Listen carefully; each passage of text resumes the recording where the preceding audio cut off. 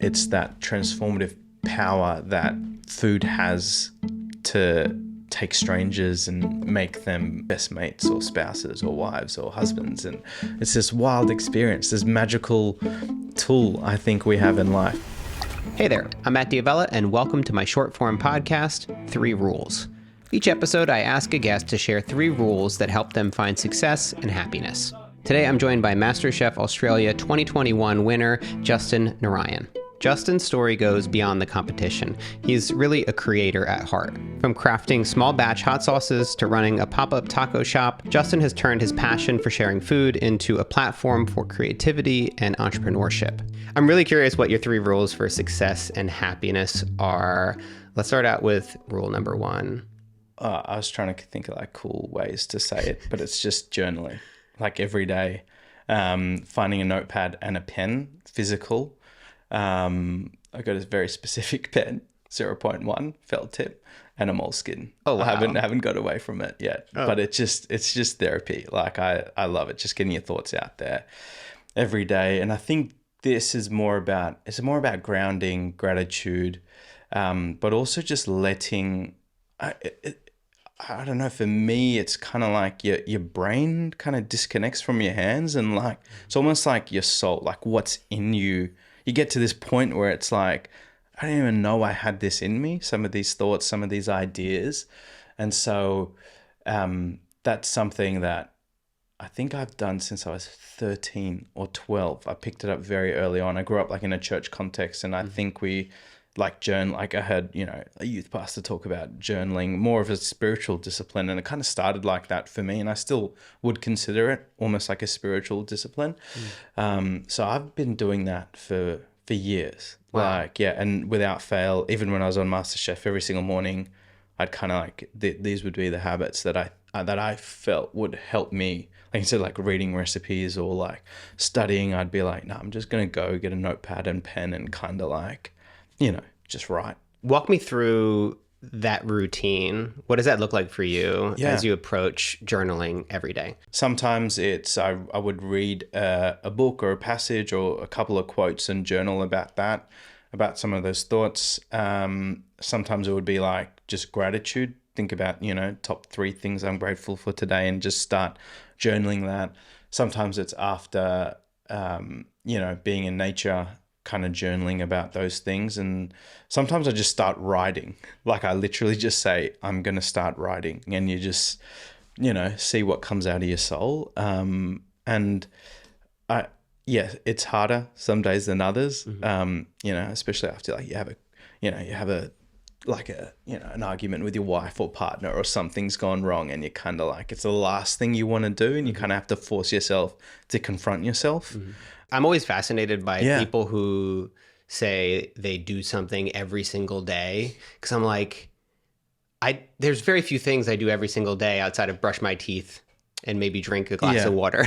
You know what I mean? Look, because like even something like exercise or like taking vitamins, those things, there are periods of my life where I completely fall out of my routines. Totally. So I'm curious what it looks like in practice. Say you have 365 days. How many days do you realistically think that you would be journaling? Yeah, look, I'm not doing it every single day. Yeah. Not perfect. But I reckon I'm shooting for like at 200, 250 days, like most times. Yeah. And so I'd wake up in the morning, get ready, get out of the house, go to a coffee shop, and just whip out the notepad pen. Sometimes if I'm like shy, just like pull out the laptop, leave it off, and it's just covering, like. Are you serious? Like, I'm being so serious. You get a little embarrassed. Yeah. I'm a little bit like, oh my God, like I don't know these people here. So it's like, I do it all the time.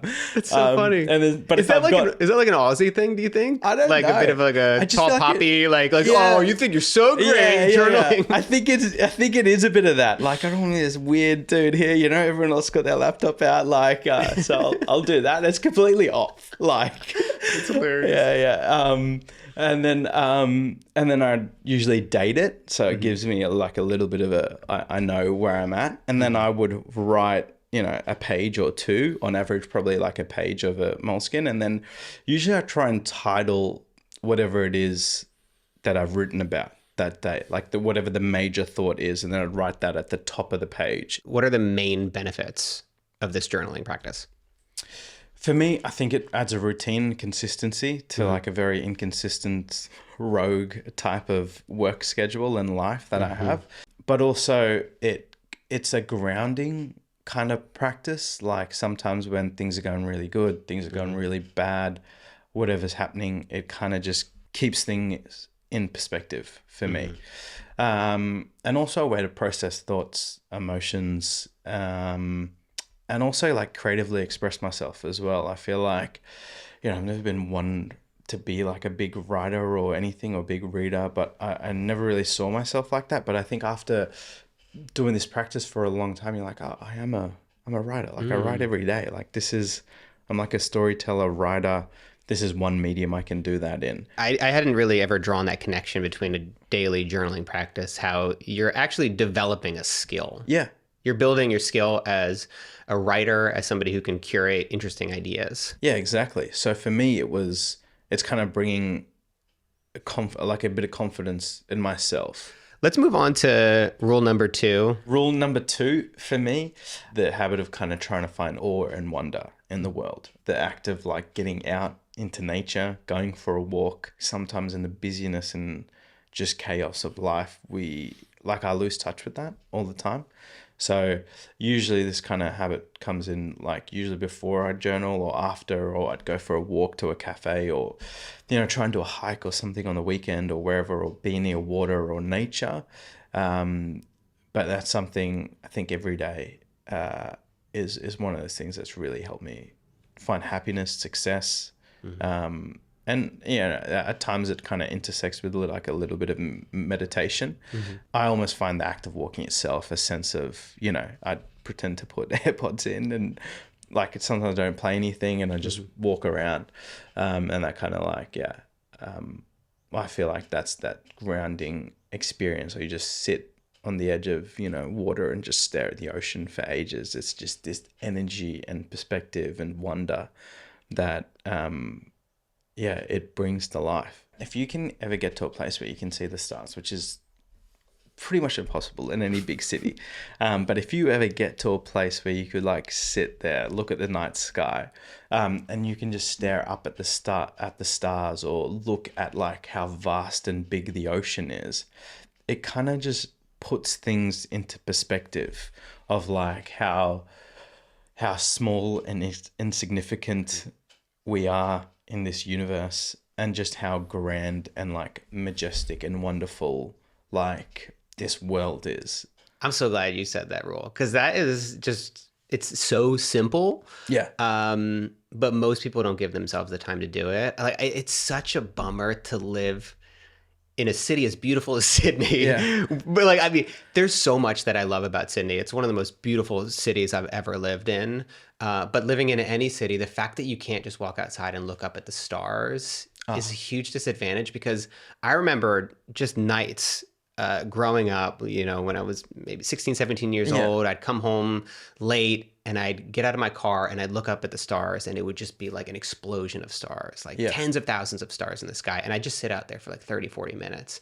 And something about looking up at the stars just evaporates all your problems. Your 100%. Problems seem so insignificant when you remember the context of where we are. Yeah. There's this rogue, pandemics of mental health and isolation and loneliness and all these things. And I'm not saying nature's the one thing that will fix it all, but I think that perspective that you just spoke about, the lack of that happening, there's a huge correlation, between it. Like there'd be a time in human history where you'd be in nature more than you would, inside a house. But I think it's wild that it is so easy for us to go days without being in touch with nature. Like we could live in this house, get an Uber, go to a restaurant, go home, go to the office, like never see a tree or the sky for a day, is a wild thing. But I also think there's something about it that regulates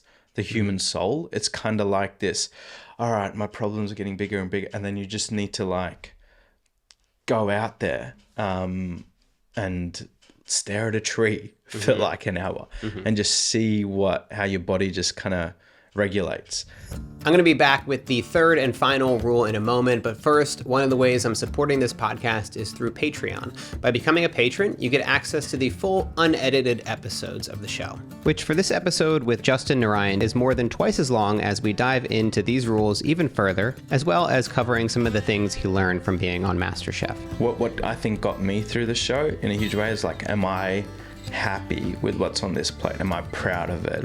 As a patron, you'll also get additional unused footage from my YouTube videos and access to a members only area where you can ask me questions for my Patreon exclusive AMA podcast. And most importantly, you'll feel good knowing that you're supporting a creator you like. And really, what other incentive do you need? Simply go to patreon.com/MattDiavella to support the show. That's patreon.com/MattDiavella. There's a link down in the description below.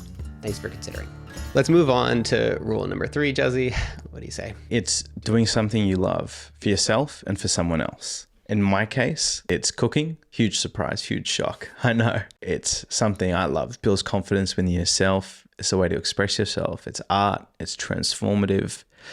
And then doing it for someone else, I think it's the design of food, really. It's like that connection around, a dinner table, sharing a meal together. It's that transformative power that food has to take strangers and make them, best mates or spouses or wives or husbands. And it's this wild experience, this magical tool I think we have in life. And, I think the network you grow and the people you connect with, people you surround yourself are super important in life. And all of that happens around a meal for me, and something I love, or something, you love, whether it be sport, art, music. I think there's this powerful thing that happens when you share that with someone. For me, it's extremely universal. We all eat, so I lucked out there. I talked to Mark Manson recently, and he said that after he published The Subtle Art of Not Giving a Fuck, it went to number 1. He got depressed. He was like, wow. I peaked at 31. Like, where do I go from here? Yeah. Did you have any of those feelings after winning MasterChef where any of these moments where you're like, well, what do I do next? Like, how do I follow that up? Yeah, dude, all the time. Like, still to this day. Like, I just opened a restaurant and it's like, crap, what are people going to expect from the winner of my, you know what I mean? Like, it's all these things. And even after the show, it's kind of like there's the show, because it gets filmed and there's like a 6-month limbo for me where I'm like, I can't tell anyone. I've signed all these NDAs and I'm just like, what do I do? And for me, there's this quote by Thomas Keller that is not coming to memory right now that I'm absolutely going to butcher. You could pull it up if you want. It's the Thomas Keller. I'll just read it out. Yeah. It says, when you acknowledge, as you must, that there's no such thing as perfect food, only the idea of it, then the real purpose of striving towards perfection becomes clear. To make people happy, that is what cooking is all about. And for me, that quote has just been this real grounding type force. Is like, it's just food and cooking. It's just about making people happy. What I think got me through the show in a huge way is like, am I happy with what's on this plate? Am I proud of it? And when someone consumes this, will they feel what I am trying to get them to feel through the food? And usually the first 2 are good enough for me, and that third one is a bonus. And so that was what I had to keep reminding myself of, is like, am I happy with this? Am I proud of this? Am I happy with this? That's what kind of like helped me get through it. And then whether it's a 10 out of 10 or technically perfect and all these things is just more of a systemic type, consequence of me being happy and proud of symptomatic. I think anybody watching these shows knows that it's quite subjective. I mean, obviously, like, people watching these shows can't taste 100%. It. But even when it comes to reviews people leave on Google, so much of it is subjective and about even where that person is at in their life when they left that comment. Yeah.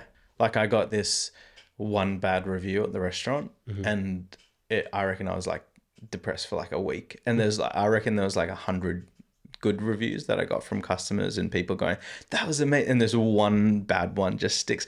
But there's a part of me that was like, like obviously for this surface level reason, but the deeper reason for me was like, oh, I didn't give him the experience I wanted to give him. And so I was disappointed in that. And I'm like, that's okay. Next time I'll do better. And that's where I settled with it and feel good about that now. But it's kind of like, yeah, it's hard, man. Yeah, like it's getting hard. like negative comments, bad reviews on something that you poured your heart into. Yeah. It never gets easy. 100%. And for me, like food and cooking, it's about the other person most of the time. It's about like how you feel when you eat this or experience and the conversations that happen. So you always like, you know, there's this serving nature of it that you want to be able to, you know, bring joy and happiness to the other person. And when you miss that mark, it's like, damn, that was disappointing. But you know, give it a crack again and understand that it's not for everyone. People can have different preferences. Not everyone is going to like, you know, the flavor of vanilla ice cream. Some people will like chocolate and that's okay. So it's just balancing that. Thank you so much. Thanks for making the time. Can't wait to come by to the taco shop and have some tacos. I've got some hot sauce waiting for me downstairs, which I really appreciate. Perfect. Or just come over for dinner if it's close. Oh, yeah, that would be great too. 100% we need to do that. Cool. Awesome. Thanks again for doing Easy. this. If you want to get these rules summarized into a weekly newsletter, you can subscribe at mattdiavella.com/3rules. Thanks so much to Justin for taking the time to chat today. You can find him on Instagram at Justin Narayan. Until next time.